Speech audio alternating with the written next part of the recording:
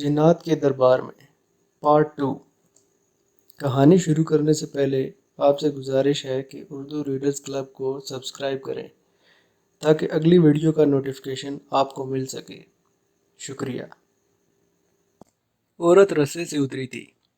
میں کانسٹیبل کے ساتھ اس جگہ کی طرف جا رہا تھا۔ وہ مجھے کھرا اٹھانے اور کھرا پیر حکیم صاحب کے پچھواڑے پہنچنے تک کی روداد سنا رہا تھا۔ ہم دونوں پیر کی بستی تک پہنچ گئے۔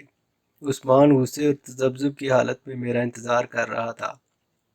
عثمان کے متعلق میں نے آپ کو پہلے کسی کہانی میں بتایا تھا کہ رامپور کے اعلیٰ خاندان کا جوان تھا۔ خوب رو تھا، جسم پھرتیلا، اور وہ تھا بھی زندہ دل۔ جس کیس میں کوئی خوبصورت اور شوخ لڑکی شامل ہو، اس کیس کی تفتیش وہ اپنے ہاتھ میں لینے کی کوشش کیا کرتا تھا۔ اسے رشوت سے نہیں خریدا جا سکتا تھا۔ وہ امیر خاندان کا فرد تھا۔ اس کا باپ اسے پولیس کا بہت بڑا افسر بنانا چاہتا تھا۔ اگر وہ زندہ رہتا تو پولیس کا سب سے بڑا افسر بنتا۔ وہ پیر حکیم صاحب کی بستی سے ذرا ہٹ کر کھڑا تھا۔ کھوجی ایک کانسٹیبل اور گھوڑی کا مالک زمیندار اس کے پاس کھڑے تھے۔ تفتیش رکی ہوئی تھی۔ عثمان نے مجھے کھروں کی وہی تفصیل سنائی جو کانسٹیبل مجھے پہلے راستے میں ہی سنا چکا تھا۔ میں نے پیر کے مکان کے پچھواڑے جا کر زمین پر عورت کے کھرے دیکھے، دیوار پر جوتیوں کی رگڑ کے نشان دیکھے۔ اس میں کوئی شک نہ رہا کہ زمین پر کھرے عورت کے ہیں۔ عثمان مجھے بلانے کی ضرورت محسوس نہیں کر رہا تھا۔ اس نے پیر کے خصوصی مریدوں یا درباریوں میں سے کسی سے کہا کہ وہ پیر صاحب سے ملنا چاہتا ہے۔ عثمان کو بتایا گیا کہ پیر صاحب رات کو گھر میں ہی تھے، صبح سویرے کہیں چلے گئے ہیں۔ میں اوپر جاؤں گا۔ عثمان نے اس آدمی سے کہا، گھر والوں سے کہو کہ وہ پردہ کر لیں، مجھے گناہگار نہ کریں۔ پیر حکیم صاحب کے اس درباری نوکر نے عثمان سے کہا، سرکار کی غیر حاضری میں فرشتے اور جنات بھی اس گھر میں داخل نہیں ہو سکتے۔ عثمان بھی جنات کی نسل سے ہی تھا۔ اس نے غصے سے دروازے پر دستک دی۔ اندر سے ایک نوکرانی نکلی۔ عثمان نے اسے کہا کہ اندر پردہ کرواؤ، میں اوپر جاؤں گا۔ نوکرانی اندر چلی گئی اور اندر سے وہی جواب لائی جو عثمان کو پیر کا ایک آدمی دے چکا تھا۔ اتنے میں سرکار کے دربار کے چند اور آدمی آ گئے۔ انہوں نے عثمان کو اس درگاہ اور سرکار کے قہر سے ڈرایا اور مشورہ دیا، سرکار کو آنے دیں۔ عثمان وقت ضائع کرنے کے نقصان سے بخوبی آگاہ تھا، اور وہ سرکار سے ڈرنے والا آدمی بھی نہیں تھا، لیکن وہ اندر کی مستورات کے خیال سے اندر نہ گیا اور مجھے بلا لیا۔ میں ان سرکار کے معاملے میں پورا کافر تھا۔ وہاں زمیندار موجود تھا جو سرکاری طور پر سفید پوش تھا۔ نمبردار اور چوکیدار کو بھی بلایا گیا اور دروازہ کھلوا کر اندر چلا گیا۔ مجھے احساس تھا کہ ایک پیر کے گھر میں زبردستی داخل ہونے کا نتیجہ کیا ہوگا۔ بڑے بڑے جاگیردار اور انگریزوں کے پروردہ سرکردہ مسلمان بھی اس پیر کے مرید تھے۔ یہ سب میرے خلاف طوفان کھڑا کر سکتے تھے۔ انگریز افسروں نے یہ اصول بنا رکھا تھا کہ وہ کسی کے مذہب، عبادت گاہوں اور توہمات، پنڈتوں وغیرہ میں دخل اندازی نہیں کرتے تھے۔ اسے آپ یہ نہ سمجھیں کہ وہ ہندوستانیوں کے مذہبوں اور مذہبی پیشواؤں کا احترام کرتے تھے۔ وہ دراصل اس دکھاوے کے احترام سے مذہبی پیشواؤں کی حمایت حاصل کیے رکھتے تھے۔ وہ اچھی طرح جانتے تھے کہ مسلمانوں کے پیر اور ہندوؤں کے سادھو اور ان کے ٹونے ٹوٹکے سب کچھ فراڈ ہیں، اور ان کا کاروبار صرف اس لیے چمک رہا ہے کہ لوگ جاہل اور پسماندہ ہیں۔ اس لحاظ سے انگریز ہندوستانیوں اور دیہاتیوں کو افریقہ کے حبشیوں سے تشبیہ دیا کرتے تھے۔ مجھے احساس تھا کہ میں پیر کی غیر حاضری میں اس کے گھر میں داخل ہو کر غلطی کر رہا ہوں، اور فرض کی ادائیگی مجھے کسی مصیبت میں ڈال سکتی ہے۔ مگر میری طبیعت کے اکڑ پن اور ضدی پن نے مجھے مجبور کر دیا تھا۔ یہی وجہ بھی تھی کہ میں پیری مریدی کے خلاف تھا۔ میں 4 کانسٹیبل اس لیے اپنے ساتھ لایا تھا کہ کوئی گڑبڑ بھی ہو سکتی تھی۔ ہندو عموماً میرے خلاف ہو جایا کرتے تھے اور میں ان کا مقابلہ بھی کیا کرتا تھا، مگر اپنے مسلمان پیر پرست بھائیوں پر مجھے ذرا بھر بھروسہ نہ تھا۔ میں نے اور کھوجی نے چھت اور منڈیر پر نشان دیکھنے کی کوشش کی۔ یہ یقین ہو چکا تھا کہ اوپر سے کوئی نیچے گیا ہے۔ اسے کھوجی عورت کہہ رہا تھا۔ میں نے پیر حکیم صاحب کے درباری مریدوں اور نوکروں میں سے 4 کا انتخاب کیا اور انہیں 2 کانسٹیبلوں کے ساتھ تھانے بھیج دیا۔ میں نے گھر کی مستورات سے بات کرنے کی جرات نہ کی۔ کھوجی کو میں اس جگہ لے گیا جہاں اس کے بتانے کے مطابق گھوڑی رکی اور اس پر لڑکی سوار ہوئی تھی۔ میرے پوچھنے پر اس نے بتایا کہ کھرے صاف ہیں اور وہ آگے جائے گا۔ میں نے اسے کہا کہ ایک کانسٹیبل کو ساتھ لو اور جہاں تک کھرا ملتا ہے جاؤ۔ جو 2 کانسٹیبل عثمان کے ساتھ آئے تھے ان میں ایک اشرف علی تھا۔ اس نے کہا میں رامے کے ساتھ جاؤں گا۔ ملک صاحب اس کو رامے کے ساتھ جانے دیں۔ عثمان نے ہنس کر کہا یہ تھانے داری کی امید لگائے بیٹھا ہے۔ میں نے تھانے سے چلتے وقت 2 کانسٹیبلوں کو بلایا تو یہ دوڑا آیا اور بولا میں آپ کے ساتھ جاؤں گا، اسے تفتیش کی پریکٹس کرنے دیں۔ گھوڑی غائب ہوئی یا عورت؟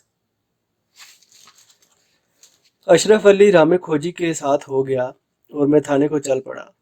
زمیندار نے مجھ سے پوچھنے کے بجائے مجھے کہا میں گھر جا رہا ہوں، گھوڑی کا کچھ پتہ چلے تو مجھے بلا لینا۔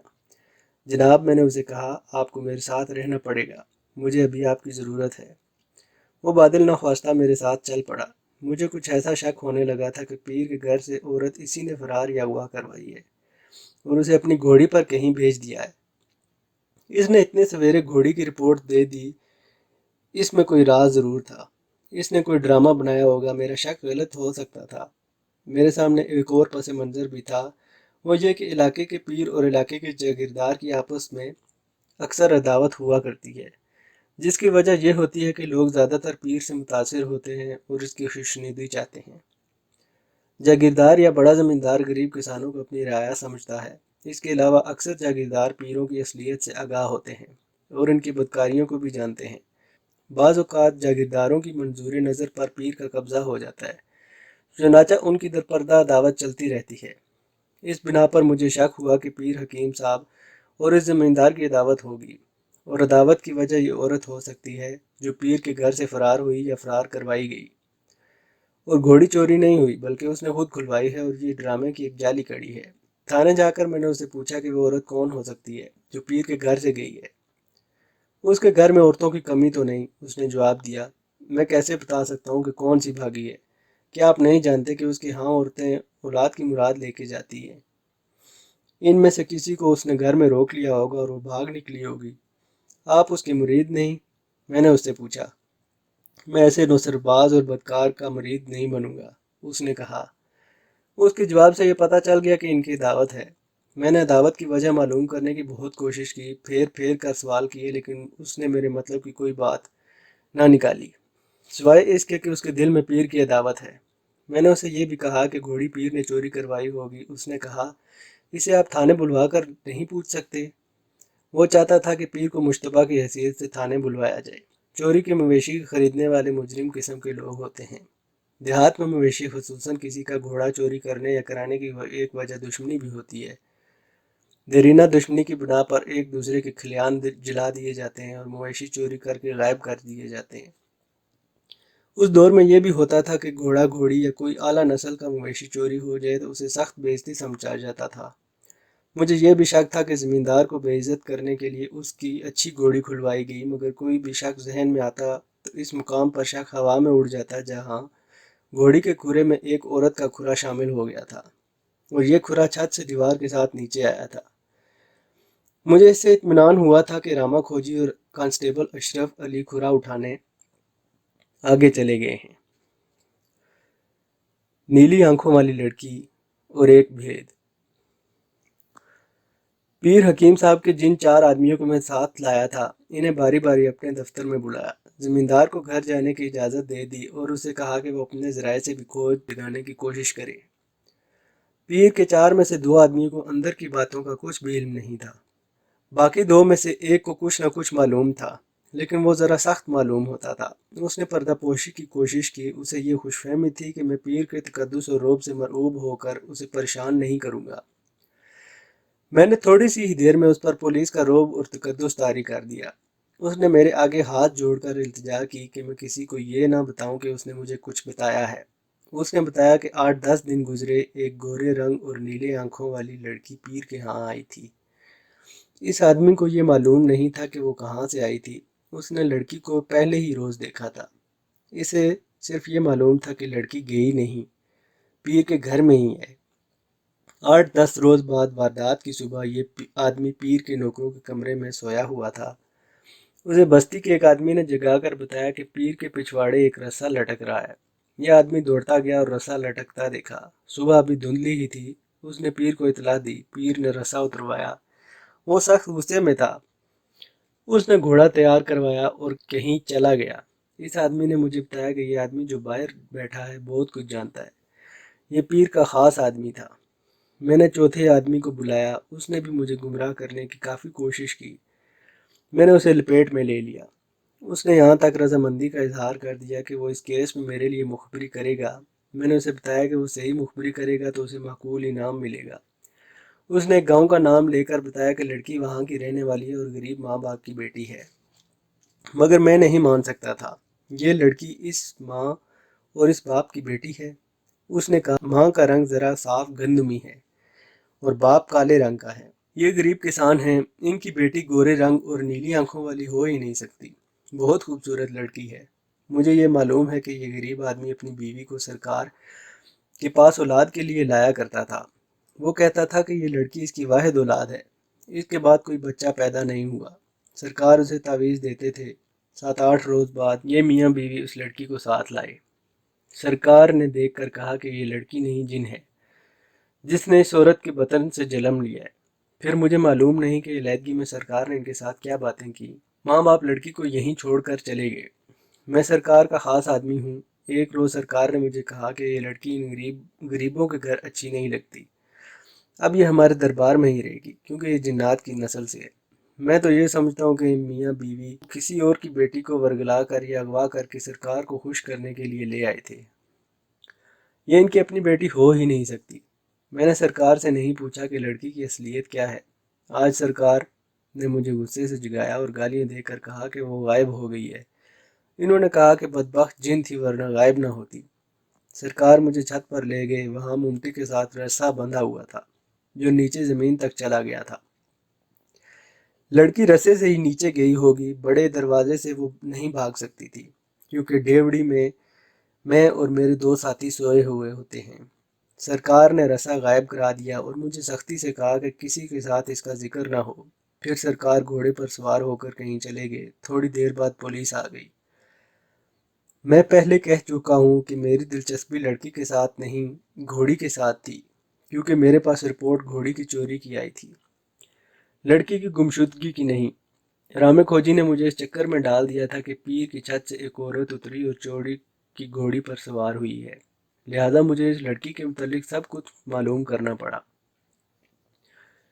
میں نے پیر کے اس خاص آدمی سے پوچھا کہ لڑکی زمیندار کی گھوڑی پر کیوں گئی ہے۔ اس نے کہا کہ اس کے متعلق اسے کچھ بھی معلوم نہیں، البتہ اسے یہ معلوم ہے کہ زمیندار اور پیر کی عداوت چلی آ رہی ہے۔ عداوت کی وجہ یہ ہے کہ پیر ایک لڑکی پر ہاتھ صاف کر گیا تھا جسے زمیندار اپنی زرخرید لونڈی سمجھتا تھا۔ اس نے بتایا کہ لڑکی اونچی ذات کی مسلمان ہے اور اب کسی اور کی بیوی ہے۔ پھر اس نیلی آنکھوں والی لڑکی پر دونوں کی عداوت پہلے سے زیادہ ہی ہوگی۔ اس نے بتایا، لیکن مجھے یہ معلوم نہیں کہ زمیندار اس لڑکی کو کہاں ملا اور ان کے تعلقات گہرے تھے یا نہیں۔ کہیں ایسا تو نہیں کہ پیر نے لڑکی کو کہیں آگے چلا دیا ہو؟ میں نے پوچھا، اور زمیندار کی گھوڑی چوری کروا کر لڑکی کو اس پر بھیج دیا ہو؟ نہیں، اس نے وثوق کے ساتھ جواب دیا۔ اگر سرکار ایسا کام کرواتے تو میرے ہاتھوں ہی کرواتے، اگر کسی اور سے کرواتے تو میرے ساتھ بات تو ضرور کرتے۔ تم کیوں یہ سمجھتے ہو کہ پیر ہر معاملے میں تمہارے ساتھ بات ضرور کرتا ہے؟ وہ عجیب طرح ہنسا اور بولا، کیسا پیر؟ کہاں کا پیر؟ لوگ اسے اس لیے سرکار کہتے ہیں کہ اسے خدا کا ایلچی سمجھتے ہیں، اور میں اسے اس لیے سرکار کہتا ہوں کہ نوسر بازی کا استاد ہے اور میں اس کا شاگرد ہوں۔ اس نے میری عیش و عشرت کا انتظام کر رکھا ہے۔ اس کے امکان میں تعویذوں کے ذریعے اولاد دینے کے پردے میں جو بدکاری ہوتی ہے اس کا عینی شاید صرف میں ہوں۔ لوگ بغیرت ہیں جو اپنی عورتوں اور جوان لڑکیوں کو اس شخص کے گھر بھیجتے ہیں۔ مردے میں تو کبھی خدا نے بھی جان نہیں ڈالی، لیکن لوگ اس جھوٹ کو سچ مانتے ہیں کہ اس پیر کے باپ دادا مردوں کو زندہ کیا کرتے تھے۔ اگر حکومت اس شخص کو اس کے گھر سے نکال دے تو یہ کسی مسجد میں نہیں بیٹھے گا اور نہ ہی جنگل میں جا کے اللہ اللہ کرے گا، بلکہ ڈاکوؤں کے کسی گروہ سے جا ملے گا۔ میں نے اسے کچھ اور باتیں پوچھی اور اس کے ساتھ مخبری کا سودا کر کے اسے اور اس کے ساتھیوں کو جانے کی اجازت دے دی۔ میں نے ASI عثمان کو بتایا کہ یہ آدمی مجھے اندر کی کیا باتیں بتا کر گیا۔ لڑکی کا ذکر آیا تو عثمان نے زندہ دلی کا مظاہرہ کرتے ہوئے کہا، ملک صاحب، یہ تفتیش میرے سپرد کر دیں۔ آپ کوئی کام اور کر لیں۔ نیلی آنکھوں والی لڑکی سے آپ کا کیا تعلق؟ بڑا گندا کیس ہے، مجھے دے دیں۔ اس کی زندہ دلی نے میری تھکن دور کر دی۔ کچھ دیر اس کے ساتھ ہنسی مذاق ہوتا رہا۔ میں نے اس سے لڑکی کے ماں باپ اور اس کے گاؤں کے نام بتا کر کہا کہ وہ کل سورج نکلنے سے پہلے وہاں پہنچ جائے اور انہیں تھانے لے آئے۔ لڑکی کے متعلق بھی اسے ضروری ہدایات دیں اور کہا، عثمان، لڑکی اگر ایسی ہی خوبصورت ہے جیسی بتائی گئی ہے تو تم شریف ماں باپ کے حلالی بیٹے کی طرح اسے میرے پاس لے آنا۔ اگر تم نے تفتیش خراب کی تو تمہیں گھر بھجوا دوں گا۔ یہی تو مجبوری ہے ملک صاحب۔ اس نے کہا کہ میرا باپ شریف آدمی ہے، مجھے اس کی عزت کی خاطر دل پر پتھر رکھنا پڑتا ہے۔ کھوجی قتل ہو گیا۔ سورج کبھی کا غروب ہو چکا تھا۔ میں نے عثمان سے کہا کہ چلو کھانا میرے ساتھ کھاؤ۔ ہم تھانے سے نکل رہے تھے جب عثمان نے مجھے یاد دلایا کہ اشرف علی کانسٹیبل اور راما کھوجی ابھی تک واپس نہیں آئے۔ میں سنا چکا ہوں کہ راما کھوجی سے میں نے کہا تھا کہ گھوڑی کا کھرا جہاں تک جاتا ہے وہاں تک چلا جائے، اور اگر مدد کی ضرورت ہو تو کسی قریبی گاؤں کے نمبردار، ذیلدار اور سفید پوش کے ہاں چلا جائے۔ اشرف علی کانسٹیبل نے کہا تھا کہ وہ اس کے ساتھ جانا چاہتا ہے، چنانچہ اسے رامے کے ساتھ بھیج دیا گیا تھا۔ عثمان نے مجھے یاد دلایا کہ وہ دونوں ابھی تک نہیں آئے تو میں یہ سمجھ کر پریشان نہ ہوا کہ شام کا کھانا کسی گاؤں میں کھانے رک گئے ہوں گے۔ مجھے خوشی بھی ہوئی کہ ان کے ابھی تک نہ آنے کی وجہ یہی ہو سکتی ہے کہ رامے کھوجی نے گھوڑی کا سراغ لگا لیا ہے اور میرے لیے اچھی خبر لائے ہوں گے۔ اتنی زیادہ دیر کی تو کوئی اور وجہ نہیں ہو سکتی۔ گھر پہنچ کر میں وردی اتار ہی رہا تھا کہ دروازے پر بڑی زوردار دستک ہوئی اور اس کے ساتھ گھبرائی ہوئی آواز آئی، ملک صاحب۔ یہ ہیڈ محرر کانتی کمار کی آواز تھی۔ میں نے عثمان سے کہا، جانا یار، اس کافر کو اندر لے آنا، بات کچھ بھی نہیں ہوگی، اور پیچھے پیچھے دوڑا آیا ہے۔ وہ اکثر گھبرایا گھبرایا رہتا تھا۔ کانتی کمار اندر آیا تو اشرف علی کانسٹیبل بھی اس کے ساتھ تھا۔ اسے دیکھتے ہی میں نے پوچھا، شرفو، اچھی خبر لائے ہو نا؟